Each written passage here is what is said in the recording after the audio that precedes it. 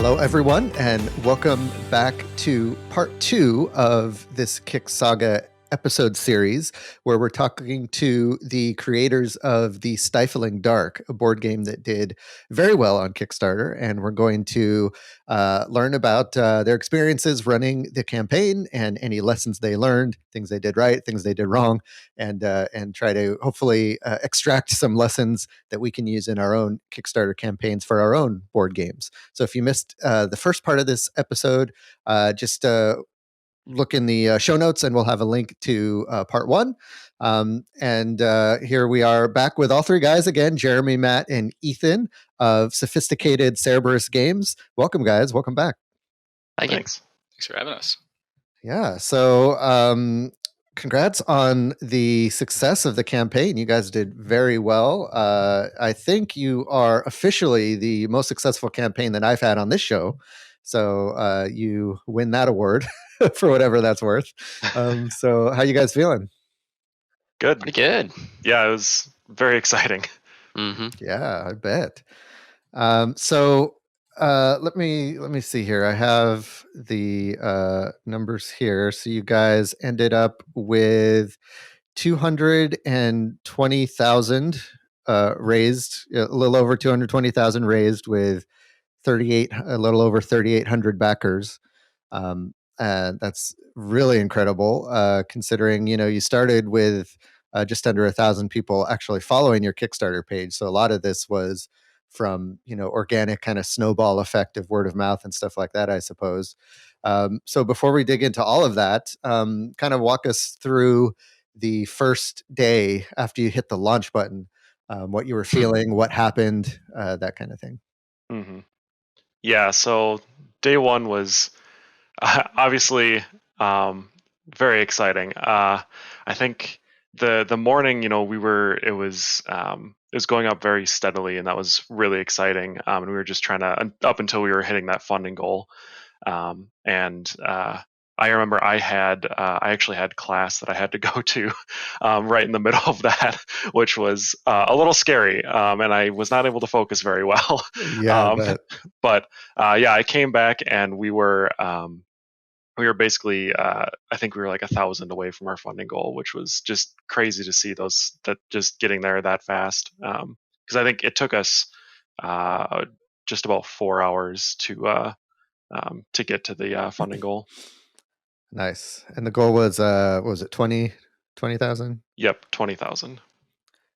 Great. So what was your feeling when you saw it kind of just going up steadily and then passing that funding goal in 4 hours? Was it like relief? Was it, oh, now what? A kind of nervousness, or what was going through your head at that time? Yeah, definitely pretty big relief, I think, from all of us. We're like, hey, we hit it. 20,000 was our bare minimum of we're not making any amount of profit for, stretch goals or even sustaining the company for much, but we got a game out there. Yeah. And so then it was, but still 4 hours was pretty promising of we were going to do pretty all right. Although I didn't expect 220,000 by any means.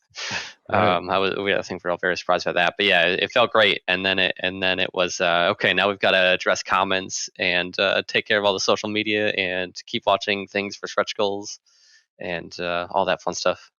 What kind of comments were you getting in the campaign, and maybe like some things that surprised you or some things that were different than you expected? The comments were thankfully very positive. So we'd seen some other campaigns where there was a lot of negative stuff and negativity, and we're like, okay, we don't want a bunch of trolls, but it turned out to not be the case at all. So the comments were really good, supportive, people saying they love the game, people from Gen Con 2 years ago coming back and saying, hey, I'm glad this finally launched. And so just seeing the people come back and say we're supporting you, we're glad to see this funded, it was awesome.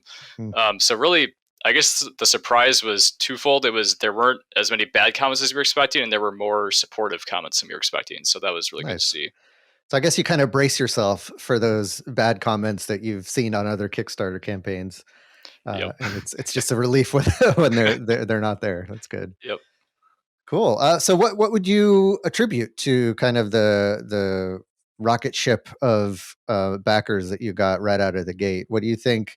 And you might not know for sure, but what do you think kind of contributed to that or maybe like one of the biggest thing that contributed to that, I guess.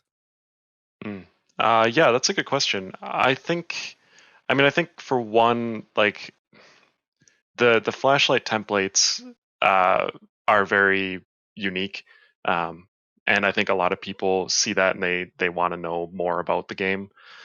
We've gotten that a lot at like conventions when it's on the tabletop, and people see them, and we always got people kind of looking over shoulders and trying to take a look at the game. So I think it really helps that we have that thing that kind of um, draws the eye a little bit, and uh, yeah, and we had some really great ads that we were running on Facebook, and they were kind of highlighting the flashlight and the components and stuff, and so I think that really helped play to our strengths. Cool. Is there anything that you did to prepare for the campaign that you thought was going to be successful that wasn't that successful, or some kind of channel that you thought would bring lots of backers that didn't? Something that surprised you in that regard? That's a tough one. I don't know if there was really too much that we thought would be extremely successful. We kind of looked at a lot of data and read a lot of books about starting Kickstarters, and everyone's like, aim for 10% or lower, even like 5% is the norm. So Right. we kind of set our expectations of, nothing's really going to be wildly gaining us backers. It's just a little bit from every like stream of views that we get on the page. And so I don't know if there was anything that was surprising that we thought was going to do very well, and then it didn't, just because we set our expectations low for Right. conversion rate. So on everything that. surprised you. In a good Yeah, way. yeah, actually everything was great. Yeah. Yeah. That's cool. So good. So it's funded in the first day, and it's kind of on easy street after that. Just watching the backers roll in. Did you guys experience kind of a mid-campaign slump or anything kind of in the middle of the campaign that you had to address? Yeah, we had the typical like U-shaped curve. So it's partially because our ad spend dropped as well. So like we working with BackerKit for ads, and so they spend a ton of money up front to like get that kind of stampede going, and then we were on like the Kickstarter popular page and stuff. And then once that started slowing down and we got off the page, then we reduced ad spend accordingly. And so we did have a slump, but it was almost like somewhat attributable to the decrease in ad spend, and there's less people jumping on the train because we're not on like the popular page of Kickstarter. So we had already planned to have like reviews like land throughout the campaign. We had live streams going on. We didn't see like I'd say a huge increase on any given day because of those things, but the ad spend kept it pretty consistent. I think if we hadn't been spending ads the whole time, we would have seen a pretty big drop off like mid campaign, whereas we were steadily doing like around $3,000 a day in the middle, and then like 5, 10, 15, 20,000 at either end during the day. Mm-hmm.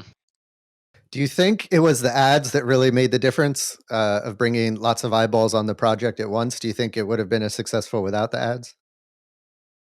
We definitely needed the ads for sure. I think they helped a lot because, yeah, like Jeremy was saying, you could really see when it was dropping off. I mean, it was probably a little of both, where we were spending less on ads, so less people were seeing it, and we were past the initial like crazy rush, So, but I think without the ads, we wouldn't have gotten anywhere close to where we did.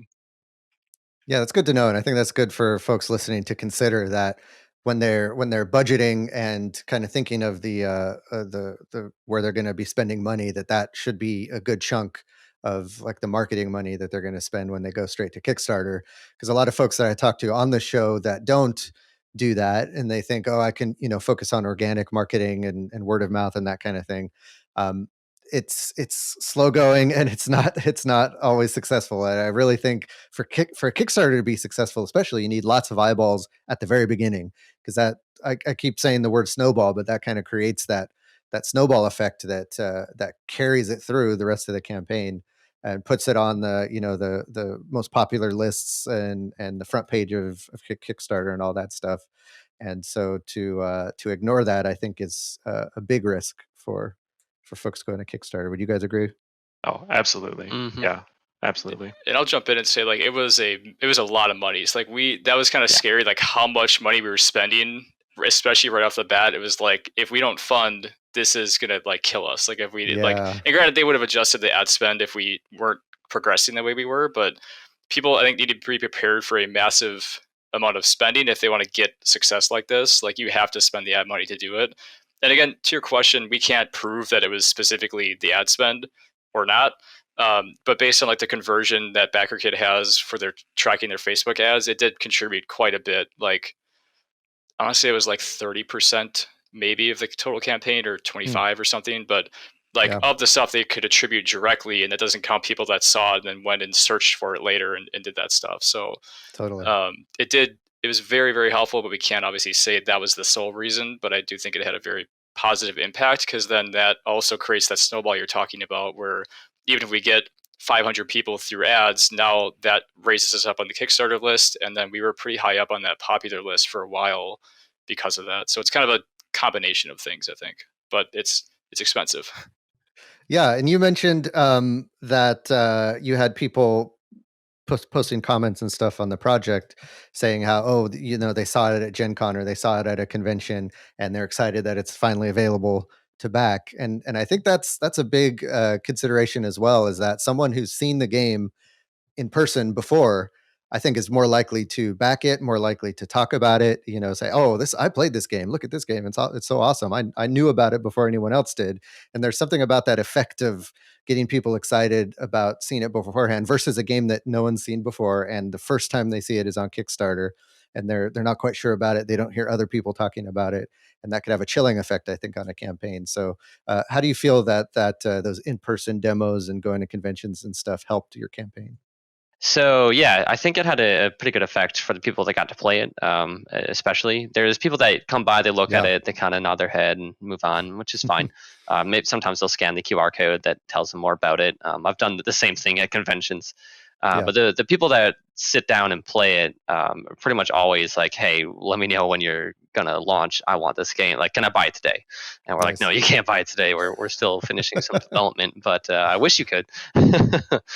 So yeah, definitely, I think it was very good to get our name out there as a company and also just as a game of, hey, we're new. Here's something we've got to offer. People who play it love it. They tell their friends about it. Like we had people coming over that we've never seen or heard of, and they're like, "Hey, I heard about your game from so and so." And we're like, "Really?"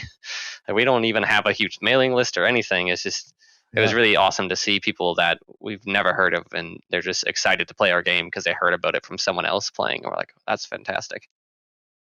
Yeah, that's great. There's something about that buzz that you can build with those in-person playthroughs that you can't be replicated anywhere else. It's just something about sitting down and playing a game and being excited about it that definitely is important. So that's something I'm working into my own kind of Kickstarter launch plan, is that I want to at least get it to a convention at least once beforehand to demo and get people playing it and get people excited about it. And of course, as often as I can do that before the Kickstarter starts, I think will be important. So it's good to hear that seemed to work well for you guys as well. So, was there anything that surprised or not surprised you, but that you learned from your backers that they asked or they asked questions about, or they asked you to do anything you changed about the game as the campaign went along because of the backers? Yeah, and actually our Kickstarter, our next campaign update's going out probably tomorrow. That'll talk about some of this stuff too, because we got feedback from backers on a couple things about like, hey, there's a lot of tokens. Maybe we can work on the card artwork. So it was thankfully a lot of like smaller stuff that's fairly easy to fix. It wasn't like, hey, your entire game sucks, you have to rework it. So, so that was good. But there were some very good feedback and some really great ideas too. So we used polls throughout the campaign to say, hey, we had actually social stretch goals, for example, was something we didn't plan on doing, but then people asked for it and then we added them, and they were all backer selected bonuses basically. So if we got X number of likes on our Facebook page, we would add an item that would be selected by the backers. Then actually they gave the ideas for it too. So they said, hey, we think this item would be cool or that item would be cool. And so aside from just feedback on the game, they helped kind of shape some additional components or pieces in the game, and that helped drive some more engagement. And that's thanks to somebody, I forget who it was. I think somebody did like a Kickstarter page critique of our like page while it was live, and he said like, "Hey, you should end your updates with a question, because like we weren't getting many comments on our updates, and we started doing that, and all of a sudden a bunch of comments. Go figure. Nice. Yeah. So we got a lot of feedback from a variety of places that help improve the campaign. So it's really good to see again the community coming together and giving us suggestions and feedback, and then also giving us new ideas. Very cool. Yeah, that's an important lesson. I think that folks should, be prepared to be flexible, have some components that they can get feedback from the backers during the campaign, because that creates that excitement, that creates that investment. They feel like they're a part of something, and they have their mark on this game, and that just makes them a bigger fan of it, for sure. And being also open to art changes, stuff like that is super important. So I have heard of some folks who go to Kickstarter who are like, have the game ready and files sent to the manufacturer already, and it's ready to go. So it's basically, they just need the money to hit the button to print the game. And there's something to be said about, having a little bit of flexibility and a little bit of lead time to be able to change components, add new art, take stuff out and add stuff in, based on what the backers say. Because one piece of advice, or not piece of advice, but like a saying I've heard, is that you'll never have as many play testers of your game until after you release it. Right. Yep. Because once you release it, there's going to be hopefully thousands of people playing it. Whereas before you probably get hundreds, if you're lucky, to play test your game beforehand. And the same goes with, critiquing and just getting eyes on it and looking at it and reading and proofreading. So I say, as part of your campaign, let folks see all your components, see all your artwork, and all the backers can see everything, and then they can point out some stuff you might have missed and fix some, art that might need fixing. So the game could be that much better. And that seems like the approach you guys took as well. Absolutely. Yep. Cool. So what is next? What is next as far as with this campaign? Kind of what are the next steps you're working on? What are the timelines you're looking at for getting it out in the world? And then, once that's done, what's the next steps for you guys as a company? Yeah, so right now we unlocked a bunch of stretch goals. We are currently developing a new map, which the backers picked. It's kind of like this amusement park thing. So we've got a bunch of rides and stuff and weird interactions with the map. Cool. So that's still in development. We've got a couple more adversaries that also got unlocked. We already have a start on them. We had a start coming into the campaign, but we've got to kind of finish them up. And there's a few other things that kind of go in with that, but that's the main thing. So we need to get that done for sure by May. That's when we are going to be sending the files to the manufacturer at the latest. But we are, of course, hoping to get it done a little bit earlier and get that going faster. Yep, it seems like a good healthy timeline. Yeah.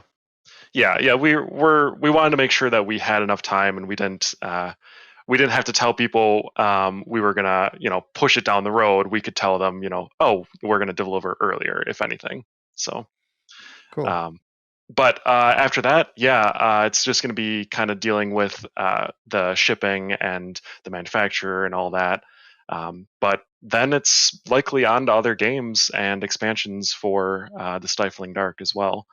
We do have a large list of other potential game ideas that we have a big backlog of, but Yeah. we haven't settled on anything yet. So it's so hard to take your focus off of the one game that you're pushing out there and getting a Kickstarter. So hopefully you'll have some time to settle back down and get the next thing ready to go.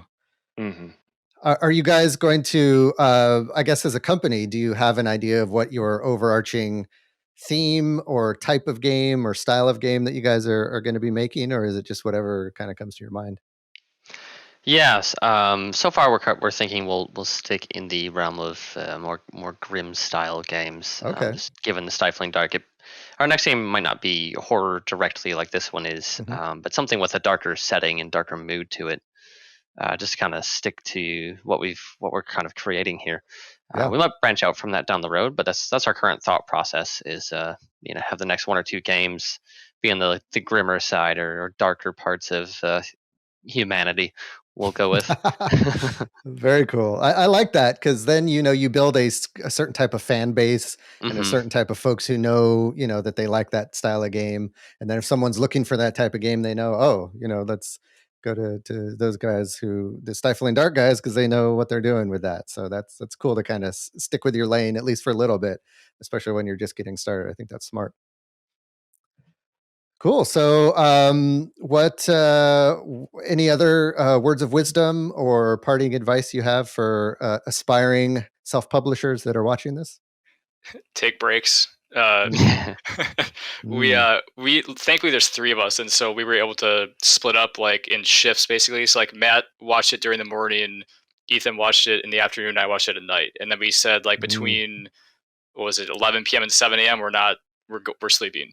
No, I can't say that we stuck to that, but at least trying to get a schedule and a cadence that you can actually like step back and take a break. Because reading the books and stuff and the blogs and all that, we heard about how stressful it is and how crazy it is, and it's true, and how tiring it is. Yeah. And so just try to take a break every once in a while, and don't like it's still going to be there in an hour if you don't sit there and refresh it all the time like I was. So just try to take a break.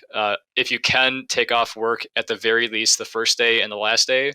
Ideally, if you can, a couple more days in there, it would be nice. But yeah, just try to relax is probably my biggest advice.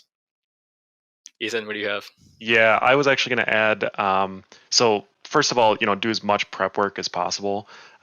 We wrote out the framework for our updates, and we obviously we had all of our stretch goals done and all the graphics done, but it was really just like frameworks for that stuff, because there were things that changed during the campaign as it was progressing, and we tried to kind of see what people were excited about and what was most important.